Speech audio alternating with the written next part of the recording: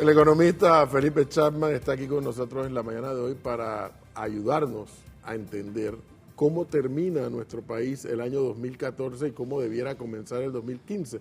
Buenos días, bienvenido. Gracias, buenos días. Antes de hablar de eso, don Felipe Chapman, me gustaría preguntarle, usted hace semanas atrás proyectaba la preocupación del Foro Económico Mundial y el tema de la corrupción. Sí. Uno de esos temas que pareciera que tiene repique internacional y no solamente nacional es Financial Pacific. ¿Tiene Felipe Chapman alguna expectativa de que ayer se anunció quién podría ocupar el cargo de Procurador de la Nación versus este caso Financial Pacific? ¿Tiene alguna esperanza, alguna expectativa de que se dilucide, se aclare esto y que el nombre de Panamá internacionalmente vuelva a brillar? Si se le puede decir, si podría decirse de esa manera. Bueno, no conozco a la procuradora designada, pero lo que he escuchado y leído sobre opiniones de personas que sí la conocen dan a entrever comentarios muy positivos, lo cual es, yo creo que es un elemento que da optimismo en que no solamente el caso de Financial Pacific, sino distintos casos de corrupción, los ya conocidos y los que seguramente están por venir o por conocerse, deben ser debidamente investigados. Y las palabras que ella pronunció ayer, haciendo énfasis en el debido proceso, en el Estado de Derecho, en la independencia judicial, yo creo que es exactamente el discurso que la ciudadanía queremos escuchar. Entonces, por lo pronto, yo creo que en las escasas horas que han pasado desde su designación, ha recibido desde ese punto de vista buena acogida de parte de la ciudad. Desde ese punto de vista yo creo que es sí, lo último que se pierde. Yo creo que hay buena esperanza y es un punto fundamental para el desarrollo de un país. Te comentaba fuera del aire que entiendo que en el día de hoy va a estar saliendo un nuevo informe de corrupción de Transparencia Internacional. Recientemente salió uno de la OCDE, donde no solamente señala a los países en vías de desarrollo como fuentes o casos de corrupción, sino inclusive en países miembros de la OCDE y países desarrollados, obviamente porque son empresas que forman parte de esos países que muchas veces están involucrados en este tipo de procesos. Bueno, y en Panamá conocemos algunas empresas que vienen de esos países que han sido señaladas en casos de corrupción. A mí me da la impresión, Felipe, que los panameños, Edna, creo que tal vez hemos comenzado a entender más con estos últimos escándalos que hemos visto de millones y millones y el señor que mueve cuentas aquí, mueve cuentas allá, que la corrupción es el verdadero impuesto de los pobres. Y entonces, cuando yo veo esta danza de millones y recuerdo al presidente Varela el día de las compuertas, no sé si lo pude escuchar, diciendo, en medio de su discurso o de su intervención con los periodistas, nos menciona el tema Caja de Seguro Social. En cuanto a que en el 2000 no sé cuánto 24. va a haber que revisar. 2024. ¿Cómo ha proyectado Felipe Chapman en sus análisis la situación de la Caja de Seguro Social? Mira, la Caja de Seguro Social, primero, la Caja de Seguro Social básicamente ve dos áreas fundamentales. Una que es un programa que vela por salud y un programa también que vela por jubilación, un programa de jubilación, pensión y discapacidad. O sea, es un programa financiero y otro de servicio de salud. Veamos, el de salud, no soy un experto, así que voy a comentar primordialmente sobre la parte financiera. En la parte financiera, Panamá es de los pocos países, o uno de los países que todavía mantiene un régimen de jubilación y pensión totalmente estatal, o primordialmente estatal. Hay programas de jubilación privado complementarios que son voluntarios, pero son relativamente pequeños comparado con la Caja de Seguro Social. La Caja de Seguro Social atiende esto a través del programa de invalidez, vejez y muerte, que es una combinación de dos elementos. Una combinación de un sistema que se llaman reparto, que es lo que llaman en inglés pay as you go, porque se recibe una cotización de alguien y con ese mismo flujo se paga a un beneficiario. Se combina con capitalización individual. ¿Qué significa eso? Hoy en día, con el exceso de aportes que hay entre quienes aportan el ingreso y el egreso de flujo, el excedente se invierte en distintos instrumentos. En una época solamente se depositaba en el Banco Nacional, en otra época inclusive se hacían inversiones en acciones, inversiones en instrumentos de renta fija como bonos, en fin, una serie de inversiones primordialmente sino casi la totalidad riesgo soberano o riesgo gobierno. Lo que sucede es que en la medida en que la estructura demográfica del país va cambiando, es decir, la población crece menos, envejecemos más, nuestra calidad de vida mejora, entonces el número de personas que cotizan por cada beneficiario que recibe una jubilación o una pensión va disminuyendo. Es matemática natural, aritmética simple. Antes de ser una relación de 15, 10 veces a 1, hoy en día estamos a niveles de 3 a 1, es decir, por cada persona que recibe un beneficio de pensión o de jubilación, hay 3 personas que aportan. Y eventualmente esa relación se va a ir estrechando a lo largo del tiempo.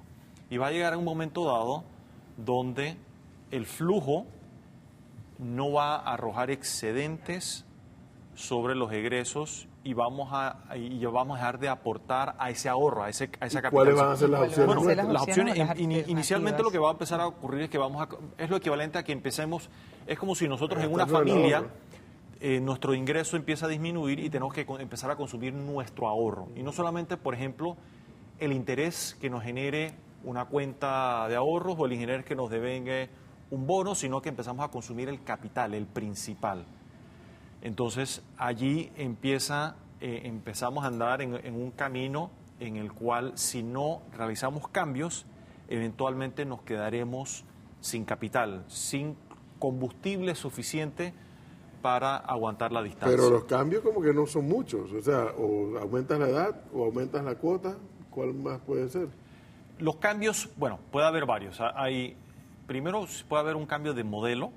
Hoy en día lo que tenemos es un sistema que goza de beneficio definido. Es decir, hoy en día le dice usted va a recibir tanto dinero por su jubilación indistintamente de lo que usted haya aportado a lo largo de su vida. Hay otros esquemas que se llaman de aporte definido. Es decir, usted se compromete a aportar tanto a lo largo de su vida y en función de lo que usted aportó, usted retira de vuelta ese ahorro que usted aportó, ya sea como un pago total o como una renta vitalicia. Por ejemplo, Chile tiene un sistema de aporte definido a través de un sistema de cuentas individuales. El sistema de reparto solidario, que hacía todo el sentido del mundo, en un mundo diferente, en un mundo con una composición demográfica muy distinta a la que tenemos hoy en día, no es un tema de si queremos compartir solidariamente o no. El concepto de compartir solidariamente se puede mantener, pero no en el esquema exclusivamente del programa de invalidez, vejez y muerte, sino que probablemente el individuo que a través de un aporte definido no logre acumular suficiente ahorro para tener la pensión mínima, el Estado va a tener que cubrir la diferencia. Y ahí es donde viene la parte solidaria. ¿Y de dónde vienen los recursos del Estado? Viene producto de los impuestos que todos pagamos. Esos impuestos entran, el dinero es fungible, entra toda una caja y el Estado va a tener que decir, hombre, ok, parte de ese dinero en vez de poderlo utilizar para educación o para salud o para carreteras o qué sé yo, para otra inversión pública, parte de eso va a tener que ir dirigido hacia cubrir ese déficit de las personas que no tienen la capacidad de ahorrar suficiente en su cuenta de ahorro para cubrir esa jubilación. Ese es uno de los elementos. Otro es, que es más doloroso aún, es aumentar el porcentaje de la cuota que pagan tanto las personas como las empresas, que eso es un desincentivo a atraer personas hacia el sector formal de la economía, porque encarece el moverse del sector informal al formal. Y lo otro es aumentar los años que se cotizan o retrasar la edad en la cual uno empieza a recibir el beneficio. Son temas que son políticamente sensitivos, explosivos. Imagínense, es tan complejo, en un país como Panamá le pasó al gobierno de Martín Torrijos, y todos recordemos lo que sucedió, que puso a ese gobierno en crisis, pero vayámonos a países de primer mundo, si se quiere definir de esa manera, o de muy alto ingreso, como es el caso de Francia. Tuvimos el presidente Sarkozy, que modificó el sistema público de pensiones en Francia, que es similar al que acabo de describir en Panamá, aumentó o retrasó la edad de jubilación y aumentó el número de cuotas, y su gobierno hizo crisis, a punto tal de que cuando cambia el gobierno y llega el nuevo presidente Hollande, revierte las decisiones que ya había tomado. Uno diría, hombre, pero si ya el otro tomó el costo político, y sabemos aritmética y matemática que, digo, en Francia hay excelentes economistas, uno acaba de ganar el premio Nobel. Si ya se lo consulta, dirían, hombre, políticamente hemos cometido un gravísimo error, reversando algo que había sido una decisión, sí, impopular, pero, pero las matemáticas no son populares necesariamente. Sí.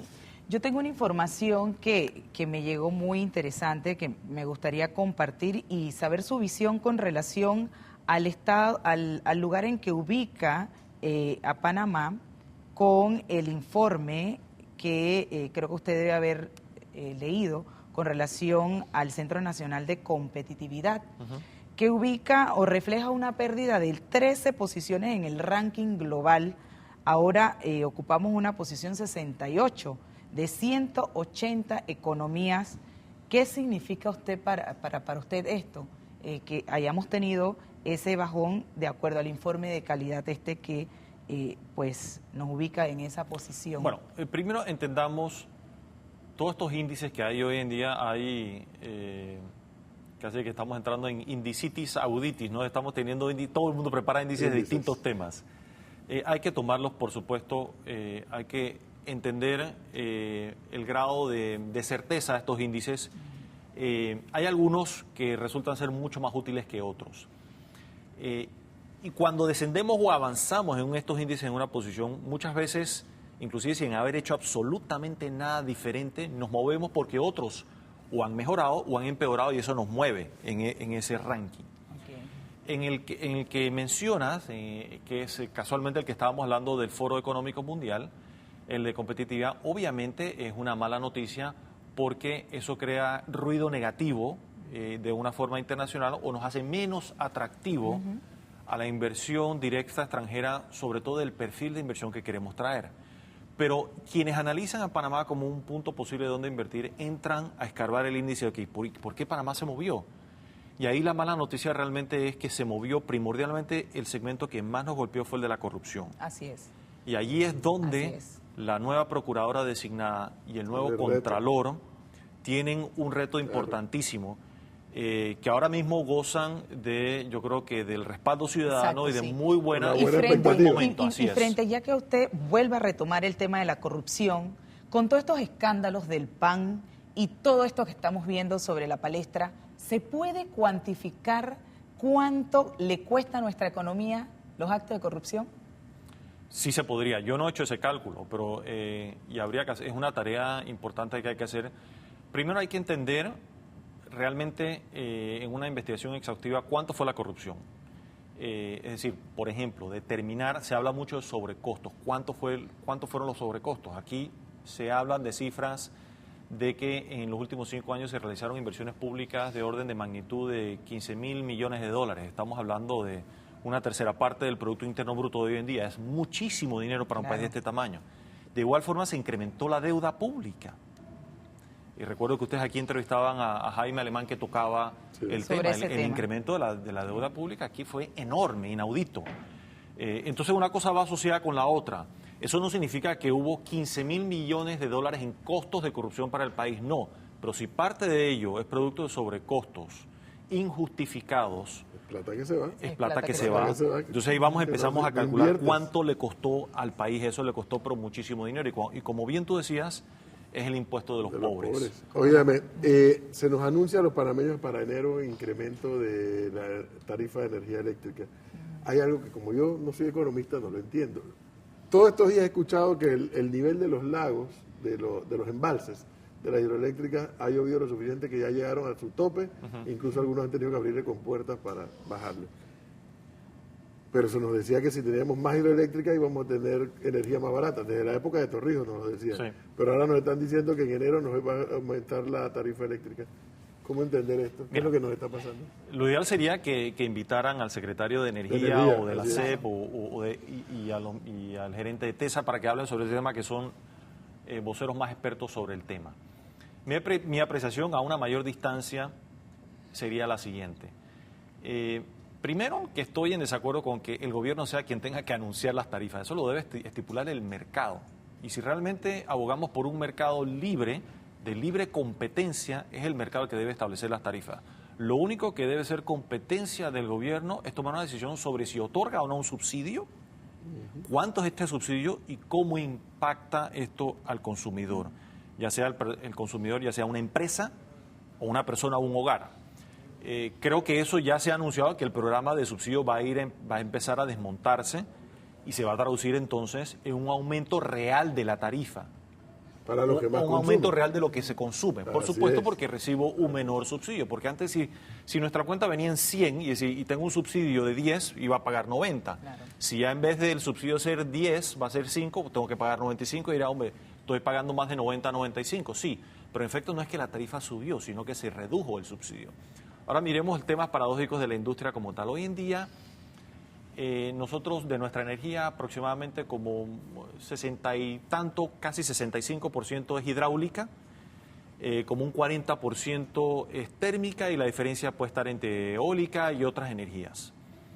En términos de agua, yo tengo la misma información que tú manejas, tenemos abundantes reservas de agua en estos momentos que nos debe permitir aguantar el verano sin problema, obviamente anticipando o apostando, en el buen sentido de la palabra, de que no se atrase la entrada del invierno nuevamente a terminado, por ejemplo, a inicios del primer cuatrimestre del año, o a finales del primer cuatrimestre del año. Lo otro, si 45% de la energía es térmica y el barril del petróleo está a $67, está en su punto más bajo, uno pensaría, hombre, entonces ya no... ¿Cómo compaginar ¿Cómo una se cosa? Tendríamos en Cosa teoría con la tormenta perfecta positiva. Antes la teníamos negativa, porque no teníamos agua y el precio del petróleo estaba en 120, 130, 140. Hoy en día es exactamente lo contrario. Ahora habría que examinar los contratos que tenemos. Si los contratos que se pactaron, si empujamos muy duro a que todo se contratara a largo plazo, Sí, quien perfecto. contrató a largo plazo contrató un petróleo mucho más caro. Si dejamos un margen de holgura para el mercado ocasional, también conocido como el mercado spot, que se puede mover, ese mercado, en la medida que bajó el precio del petróleo, ese podría entrar al mercado ahora y ofrecer energía Pero, don más Felipe barata. Chapman, es que eso es lo que tal vez irrita a este panameño común y corriente que somos cualquiera de Que los que somos estamos todos. aquí, que dice, pero espérate, imagínense, Venezuela dice que hay una estrategia para bajar, porque Venezuela depende del barril de petróleo y se le viene abajo el barril, así que tiene menos plata. Baja el barril a 60 y tanto, efectivamente está Sí. el barril ahora mismo. Los lagos están en su máximo nivel y el anuncio que recibimos los panameños es que la gasolina, aunque baja, Sigue no baja aumentando. tanto como está bajando el barril de petróleo, y lo que nos dice que dentro de 28 días Nos se van a aumentar la sube. luz. Que, Ok. Cuidado, que yo estoy de acuerdo con el planteamiento que usted nos acaba de explicar en cuanto al subsidio. Yo le confieso, y yo se lo he comentado alguna vez, yo me sentía avergonzado un día que me puse a ver mi cuenta de electricidad y me doy cuenta que yo estaba subsidiado. Sí. Y digo, oye, esto no es correcto, esto no es justo. Probablemente ninguno de nosotros necesita un subsidio y Así recibimos es. subsidio sin haberlo solicitado. Pero y el que, Pero- y el que sí. Bueno, ahí es donde entran las políticas públicas, la priorización, la asignación disciplinada de los recursos. Igualmente como se asignan los recursos para realizar obras, es decir, por ejemplo, y lo hemos discutido antes, demos un ejemplo sencillito, se asignaron $800 millones para construir una cinta costera 3 y dejamos de invertir en la transmisión de energía eléctrica. ¿Dónde están las prioridades? ¿Qué Es es más correcto. importante para el país? Así es. Probablemente pensará, ganará más votos construir la cinta costera 3, pero a largo plazo estamos haciendo más daño al país. Son el tipo de cosas que tenemos que Perdón, tomar y por decisiones otro lado el gobierno disciplinadas. anunciaba como algo muy positivo, que no digo que no lo sea, que ha habido tanto nivel de crecimiento de los embalses que hemos podido vender electricidad a Centroamérica, lo cual entiendo que es bueno, pero como que no queda ajustado y no queda Es más claro. complejo que eso. Recordemos que con el problema que teníamos en la transmisión eléctrica no teníamos suficiente capacidad instalada para transportar toda la energía que estábamos produciendo en el oriente del país. Todo lo que se genera O sea no que lo puedes traer. no lo podíamos traer. O sea que en la medida que mejoremos la infraestructura vamos a poder traer toda esa energía que estamos produciendo. Ahí es donde se volvía vital también la interconexión con Colombia. Decía, no podemos traer la información del oeste del país, contratemos energía del este, que ahora mismo no podemos porque no tenemos una línea. Pero regresando a lo del combustible, fíjate que ahí sí estoy en desacuerdo. Yo sí he visto que el combustible ha ido en descenso. Ahora bien, eso no ocurre de forma inmediata. Recordemos que el precio del petróleo cae hoy. Y Si pues, hoy yo vendo un barril de petróleo a una refinería, esa refinería debe tener inventarios por varias semanas para procesar petróleo, para producir.